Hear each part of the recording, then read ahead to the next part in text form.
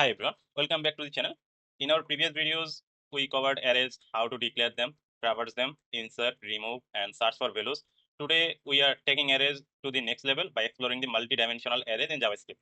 If you have ever wondered how to store data in a table like a structure, or how games store their grid-based maps, multi-dimensional arrays are the answer. So let's dive in. So, what exactly is a multi-dimensional array? Simply put, a multidimensional array is an array of arrays. Instead of storing single values like numbers or string, each element of an array is itself another array. Think of it like a grid or table. Okay. So a regular array is like a single row of data, but a multidimensional array can represent rows and columns, just like a spreadsheet. We all know that, right? The most common type is a two-dimensional array, which you can visualize as a table with rows and columns. But you can also have a three-dimensional arrays, four-dimensional arrays, and so on. So those are less common in everyday programming life. Okay. So next question is creating a two-dimensional array. So let's start by creating a simple two-dimensional array. So here's how you do it. Actually, here's the matrix is an array that contains three arrays. Each inner array represent a row. So we have row 0. I mean, the row 0 index is this array, and 1 and 2. And this create a 3:3 grid structure. Okay, 3:3. So save it. Go to your terminal and check it. Go to your terminal. Note multi-dimensional array. And did you see array in array? Okay, console log this matrix. Okay, great. Now the next question is accessing element in a multi-dimensional array. Now, how do we access the individual element in a multi-dimensional array?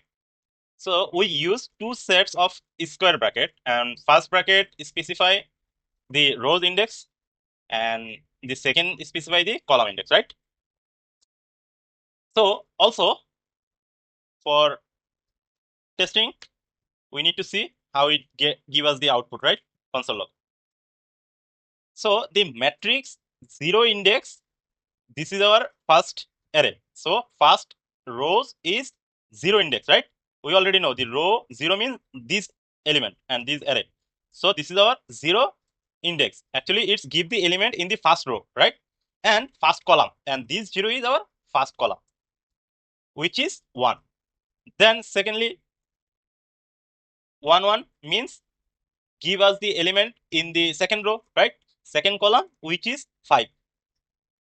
Okay. And thirdly, the second row with the 0 index. That means second row and the 0 index. Great.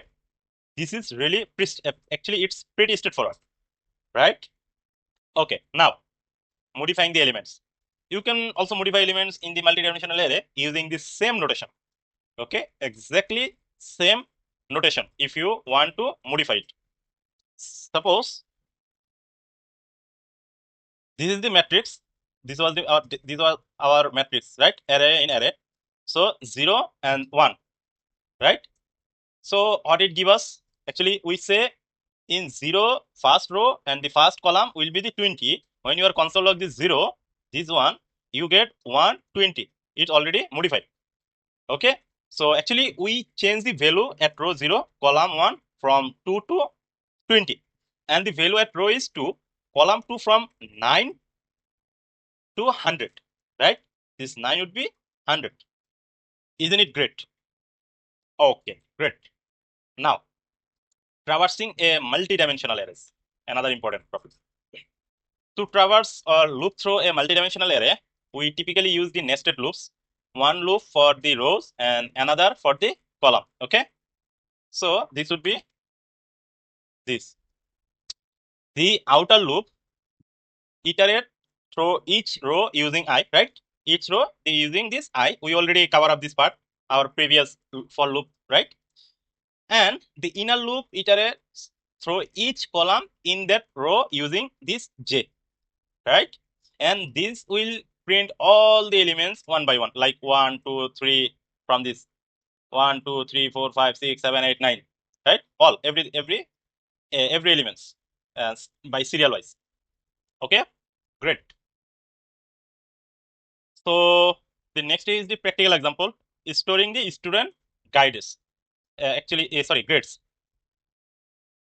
So let's look at the practical example. Suppose we want to store grade for 3 students across their 3 subject. So this is our grade. Actually, this is the grades. Student 1, 2, 3, and console log the first student subject 2, third student subject 3, and this is the grade result. Okay. So now let's calculate the average grade for each student. Then how to do that? These loop through each student grades and sum them up and calculate the average. Actually, this is simple and effective. Outer loop, this is the sum, this is actually calculate the average, and then you get actually this will be the calculating the average, and then you get your console log with the average grade. Okay. Next is irregular multidimensional arrays. One important thing to note in JavaScript, multidimensional arrays don't have to be perfectly rectangular. You can have rows of different length. Okay, you can do that. Like you see, this is called jagged array or irregular array. Jagged array or irregular array. Okay. Each row can have a different number of column. Okay. Now the question is common use case, because this is, you already know the answer and how it looks like and what is the row. I already explained, so that's why I didn't explain more again here. So moving to the next topic is common use case. So when would you use the multidimensional arrays? Like game development, replacing game boards like chess, tic-tac-toe, or maps in a grid-based game, or image processing. Pixels in an image can be stored in a 2D array or data table, and commonly we are using the data table. Storing tabular data like a spreadsheet or database query result, and mathematical matrix, performing matrix operation in scientific computing. And that's multidimensional array in JavaScript. You now know how to create them, access element, modify them, and traverse them using the nested loop, right? In the next video, we will explore more array methods like reverse and the other powerful techniques to manipulate arrays. If you found this helpful, don't forget to like, subscribe, and hit the notification bell so you never miss a video. Drop a comment below if you have any question or suggestion for future topics. Thanks for watching. I will see you in the next one.